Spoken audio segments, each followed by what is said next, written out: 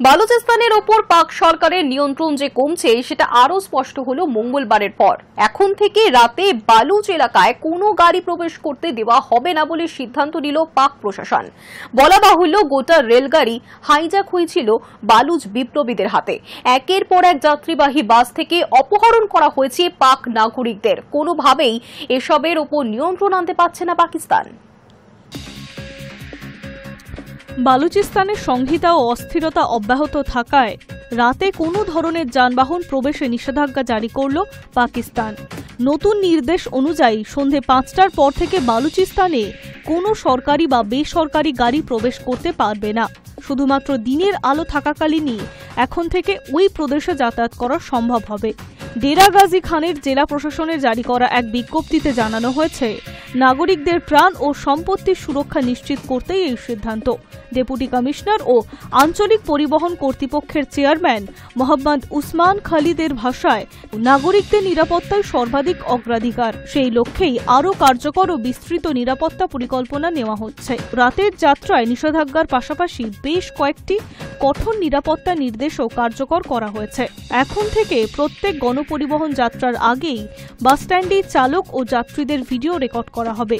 পাশাপাশি সকল গণপরিবহনকে চলতে হবে নির্দিষ্ট নিরাপত্তা কনভয়ের মাধ্যমে।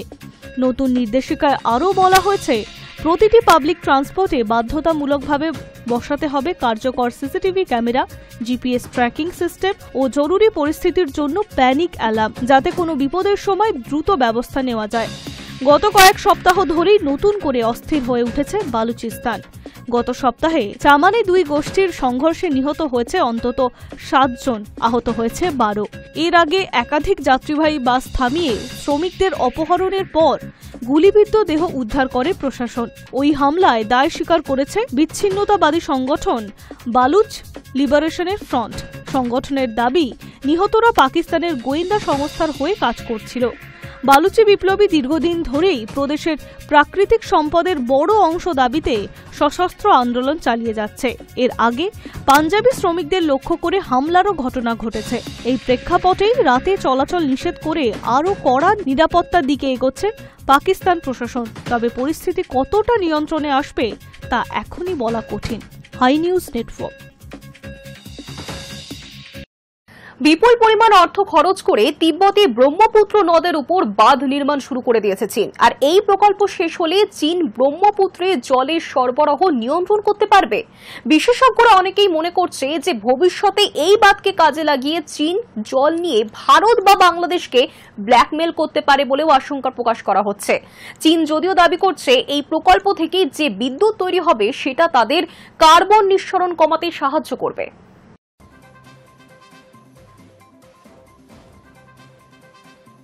তিব্বতের ইয়ারলুং সাংপো নদীর উপর চীন যে বৃহৎ বাঁধ নির্মাণ শুরু করেছে তাকে ইতিমধ্যে অনেকেই জলবোমা বলে আখ্যা দিচ্ছেন।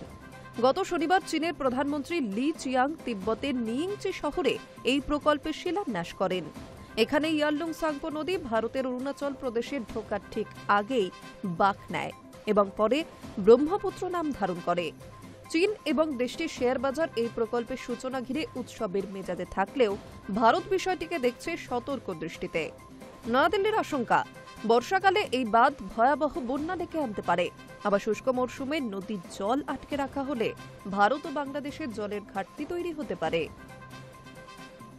এই জলবিদ্যুৎ প্রকল্পটি নির্মিত হবে হিমালয়ের এক গভীর গিরিখাতে, যেখানে নদী প্রায় 2000 মিটার নিচে নামে 50 কিলোমিটার এলাকা জুড়ে। প্রকল্পে 5টি হাইড্রো পাওয়ার স্টেশন তৈরি হবে বলেও জানানো হয়েছে। মোট ব্যয়ের পরিমাণ ধরা হয়েছে প্রায় 1 ট্রিলিয়ন ইউয়ান, ভারতীয় মুদ্রায় যা প্রায় 14 লক্ষ কোটি টাকা। নির্মাণ শেষ হলে এটি চীনের ইয়াংজে নদীর ওপর তৈরি 3 গর্জেস ড্যামকেও ছাপিয়ে বিশ্বের বৃহত্তম বাঁধ হয়ে উঠবে। চীনের মিডিয়া সংস্থা সিনহুয়া বলছে, এই বাঁধ দেশের কার্বন নিঃসরণ কমানোর লক্ষ্যে গুরুত্বপূর্ণ ভূমিকা নেবে এবং তিব্বতের অর্থনৈতিক উন্নয়নেও প্রভাব ফেলবে। বিশ্লেষকদের মতে এই প্রকল্প চীনের শিল্পক্ষেত্রে বড়সড় চাঙ্গা ভাব আনবে। ইতিমধ্যেই লোহার আকরিক এবং ইস্পাতের দাম চড়েছে। সিঙ্গাপুরের লোহার দাম বেড়ে প্রতি টনে $104 কাছাকাছি পৌঁছেছে। পাশাপাশি London metal exchange copper, zinc ও অ্যালুমিনিয়ামের দামও ঊর্ধ্বমুখী।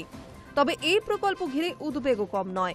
একদিকে বিপুল ব্যয়ের যৌক্তিকতা নিয়ে প্রশ্ন উঠেছে চীনের ভিতরেই, অন্যদিকে প্রকল্পটি যে এলাকায় তৈরি হচ্ছে সেটি ভূমিকম্প প্রবণ বলেও সতর্ক করছেন বিজ্ঞানীরা। তাছাড়া ইয়ারলুং সাংপো গিরিখাতটি একটি জাতীয় প্রকৃতি সংরক্ষণ এলাকা ও তিব্বতের অন্যতম জীববৈচিত্র্য সমৃদ্ধ অঞ্চল, যা এই নির্মাণে ক্ষতিগ্রস্ত হওয়ার আশঙ্কা রয়েছে। পরিবেশবিদরাও এর বিরোধিতা করছেন।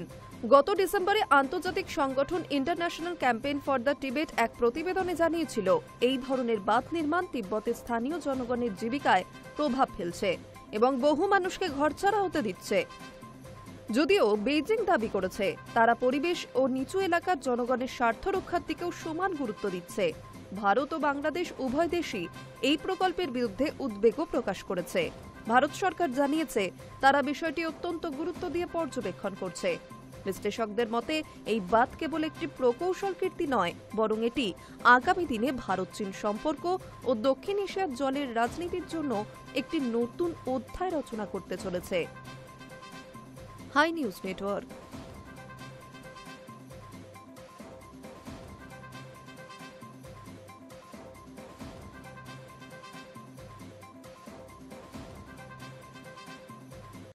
ভোটদানের ন্যূনতম বয়স কমিয়ে 16 বছর করা হবে, এমনটাই প্রতিশ্রুতি দিয়েছিল লেবার পার্টি।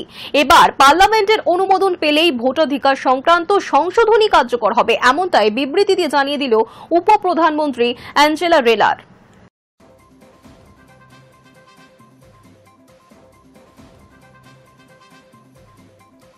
ভোটদানের ন্যূনতম বয়স 16 করা হবে।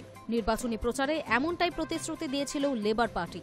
কনজারভেটিভদের হারিয়ে মসনদে বসেছে কিয়ার স্টারমারের দল। তারপর 1 বছর কেটে গিয়েছে। এবার ভোটের এই প্রতিশ্রুতি পূরণে তৎপর ক্ষমতাসীন সরকার। তাই ভোট দানের ন্যূনতম বয়স 16 করার পরিকল্পনা নিয়েছে তারা। পার্লামেন্টের অনুমোদন পেলেই ভোটাধিকার সংক্রান্ত সংশোধনী কার্যকর হবে। বিবৃতি দিয়ে একথা জানিয়েছে উপপ্রধানমন্ত্রী অ্যাঞ্জেলা রেলার। বিবৃতিতে লেখা হয়েছে, বেশ কয়েক বছর ধরে গণতন্ত্রের ওপর মানুষের আস্থা তলানিতে গিয়ে ঠেকেছে।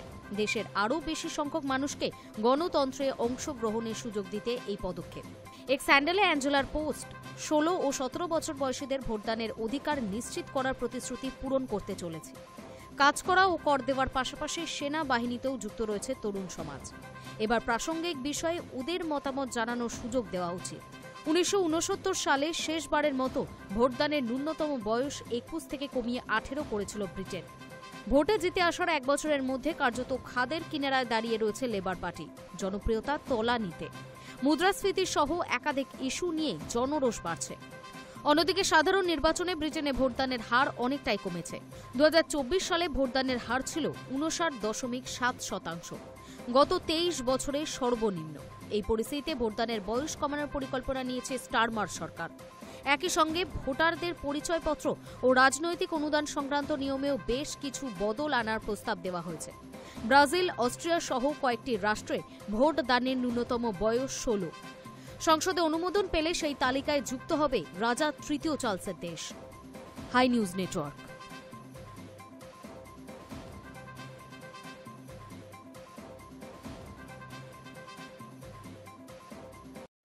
রাশিয়ার পূর্বাঞ্চলীয় ইয়াকুটিয়া অঞ্চলে এক মর্মান্তিক সড়ক দুর্ঘটনা ঘটেছে। এই ঘটনায় আহত হয়েছেন আরও 20 জন এবং নিহত হয়েছেন অন্তত 13 জন। সূত্রের খবর, খনি শ্রমিকদের বহনকারী বাসটি নিয়ন্ত্রণ হারিয়ে প্রায় 25 মিটার গভীর খাদে গিয়ে পড়েছে।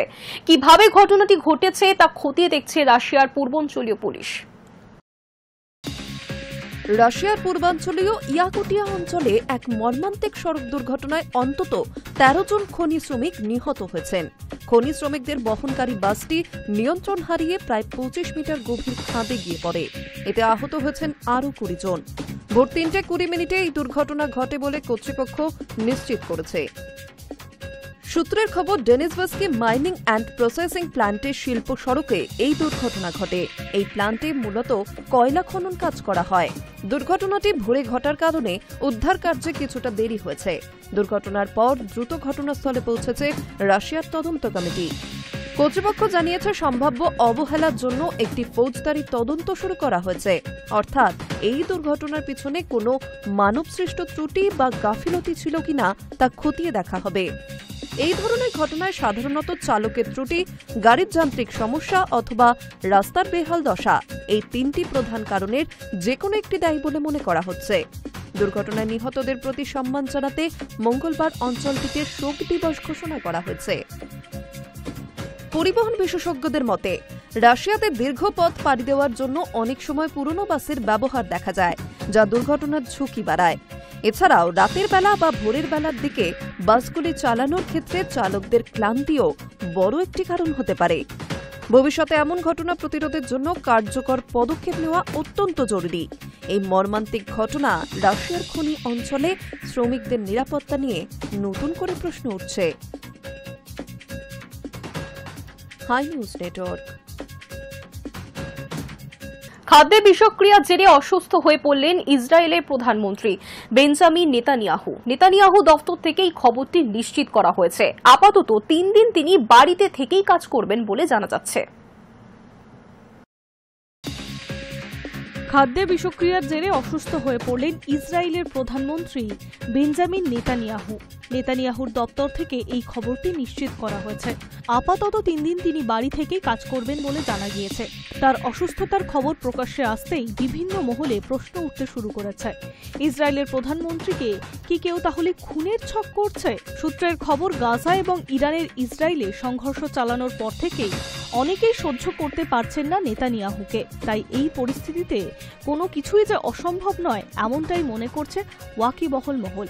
নেতানিয়াহুর দপ্তরের তরফে জানানো হয়েছে, খাদ্যে বিষক্রিয়ার জেরে 75 বছর বয়সী নেতানিয়াহুর ইন্টেস্টিনাল ইনফ্লেমেশন হয়েছে। শুধু তাই নয়, শরীরে জলের অভাবে ডিহাইড্রেশনেরও শিকার হয়েছেন ইসরায়েলের প্রধানমন্ত্রী। বর্তমানে তাকে স্যালাইন দেওয়া হয়েছে। তাই চিকিৎসকের পরামর্শ, আগামী 3 দিন তিনি বাড়িতে বসেই কাজ করবেন। তবে আগের থেকে তিনি এখন অনেকটাই ভালো আছে বলে জানা গিয়েছে। প্রসঙ্গত, বেশ কিছু বছর আগে শারীরিক অসুস্থতায় ভুগছিলেন নেতানিয়াহু। 2023 সালে তার শরীরে পেসমেকার বসে। এরপর গত বছর ডিসেম্বরে তার প্রোস্টেটে অস্ত্রোপচার হয়েছিল। সেই সময় তিনি বেশ কিছুদিন কাজ করতে পারেননি। তখন ইসরায়েলের প্রধানমন্ত্রীর দায়িত্বভার সামলেছিলেন ন্যায় বিচার দপ্তরের মন্ত্রী Yariv Levin. High news network. একটা 10 গ্রামের সোনার গয়না কিনতে এখন পকেট থেকে খরচ হয় 90,000 থেকে 1 লাখ টাকা। তবে এবার সরকারি সিদ্ধান্তে মাত্র 40,000-এর কমে আপনি কিনতে পারবেন 10 গ্রাম সোনা। রীতিমতো হলমার্ক দেওয়া গয়না মিলবে এমন কম দামে? ভাবছেন এটা সম্ভব নয়? নিশ্চিন্ত থাকুন, একটুও বাড়িয়ে বলছি না। জুলাই মাস থেকে 9 ক্যারেটের সোনার গয়নাতেও বাধ্যতামূলক করা হলো হলমার্কিং। ব্যুরো অফ ইন্ডিয়ান স্ট্যান্ডার্ডসের নতুন নির্দেশিকা অনুযায়ী 14, 18, 20, 22 এবং 24 ক্যারেট সোনার পর এবার 9 ক্যারেটের গয়নাও এসে গেল বাধ্যতামূলক হলমার্কিংয়ের আওতায়। এই সিদ্ধান্ত কার্যকর হওয়ার পর 9 ক্যারেট হলমার্কযুক্ত গয়না এখন দেশের বাজারে পাওয়া যাবে, যার দাম প্রতি 10 গ্রামে আনুমানিক 37,000 থেকে 38,000 টাকার মধ্যে হতে পারে। তুলনায় 22 ক্যারেট সোনার গয়নার দাম 1 লক্ষ টাকার কাছাকাছি। ফলে ক্রেতাদের একটা বড় অংশের কাছে 9 ক্যারেট সোনা হয়ে উঠতে পারে একটি তুলনামূলক সাশ্রয়ী বিকল্প। গত 1 বছরে সোনার দাম সাধারণ মানুষের ক্রয় ক্ষমতার একেবারে বাইরে চলে গিয়েছে। 24 ক্যারেট 10 গ্রাম সোনার দাম 1 লক্ষ টাকা ছুঁই করছে, আর 22 ক্যারেট ঘোরাফেরা করছে 90 থেকে 95,000 টাকার মধ্যে। ফলে 18 ক্যারেটের দিকে ঝুঁকেছেন বহু মানুষ। এমন পরিস্থিতিতে সরকারের এই সিদ্ধান্ত অনেকের কাছে সোনার স্বপ্ন পূরণের সুযোগ করে দিতে পারে। বিশেষজ্ঞদের মতে 9 ক্যারেটের সোনার গয়না শুধু সস্তাই নয়, আধুনিক ডিজাইনের জন্য উপযোগী। ফলে তরুণ প্রজন্মের পছন্দের তালিকাতেও জায়গা করে নিতে পারে এই নতুন বিকল্প। সরকারের যুক্তি, হলমার্কিং বাধ্যতামূলক হওয়ায় 9 ক্যারেট গয়নাতে গ্রাহক প্রতারিত হবেন না। সোনার খাঁটি মান নিশ্চিন্তে BIS এর এই পদক্ষেপ গ্রাহক সুরক্ষায় গুরুত্বপূর্ণ। এখন থেকে যে কোনো 9 ক্যারেট গয়নাতেই থাকতে হবে HUID নম্বর সহ BIS হলমার্ক। এটি যাচাই করা যাবে BIS কেয়ার অ্যাপ কিংবা BIS এর অফিসিয়াল ওয়েবসাইটে। 9 ক্যারেট সোনায় মূলত 37 ক্যারেটে 18% খাঁটি সোনা থাকে, বাকি অংশে থাকে অন্যান্য ধাতু। শুধু দেশীয় বাজারেই নয়, হলমার্কিংয়ের কারণে আন্তর্জাতিক বাজারেও 9 ক্যারেট সোনার চাহিদা বাড়বে বলে মনে করা হচ্ছে, কারণ এখন এই গয়না আন্তর্জাতিক মানের নির্ভরযোগ্যতা পাবে। সরকারের মতে এই সিদ্ধান্ত রপ্তানিকেও উৎসাহ দেবে এবং ভারতীয় গয়নায় আন্তর্জাতিক গ্রহণযোগ্যতা আরও বাড়াবে। গত 1 বছরে সোনার গয়নার বিক্রিতে যে খরা নেমেছিল, 9 ক্যারেটের এই নতুন উদ্যোগ তা খানিকটা হলেও কাটাতে পারে। এখন সোনা কিনতে আর 1 লক্ষ টাকা হাতে না থাকলেও চলবে। 40,000 টাকার কমেও মিলতে পারে খাঁটি হলমার্কযুক্ত সোনা। High news network. World news today এখনকার মতো এই পর্যন্তই। দেখতে থাকুন হাই নিউজ, নির্ভীক নিরপেক্ষ।